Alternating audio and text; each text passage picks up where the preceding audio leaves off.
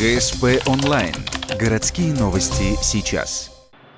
В воскресенье 10:20 спорткомплекс «Буревестник». Впервые в республике фестиваль профессий. Сегодня он проходит сразу в 3 городах Коми – Воркуте, Печоре и Ухте. У нас 13 экспонентов, 150 участников и волонтеров.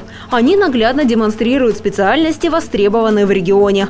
Кроме того, подробно рассказывают, где получить соответствующее образование и какие сложности могут быть. Организаторы рассказывают, мероприятие хоть и масштабное, но обошлось без проблем.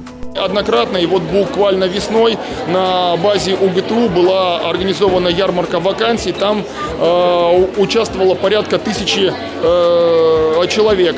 Просто в этот раз немножко поменялся формат. Помимо, собственно, в ярмарке вакансий здесь еще есть так называемая деловая зона. В деловой зоне нефтегазовые предприятия, образовательные и медицинские учреждения. Тут отвечают на все вопросы, в том числе о зарплатах. Чтобы сюда попасть, участникам нужно определиться, кто они – гуманитарии или технари.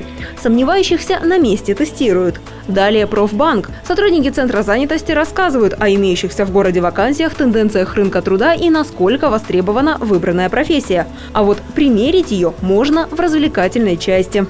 Мы предлагаем и померить давление, знакомиться с хирургическими инструментами, перевязками, провести пробную реанимацию для ребенка. Я сам реаниматолог, поэтому могу ответственно сказать, что многие посетители нашего фестиваля схватывают на лету и очень правильно и эффективно реанимируют.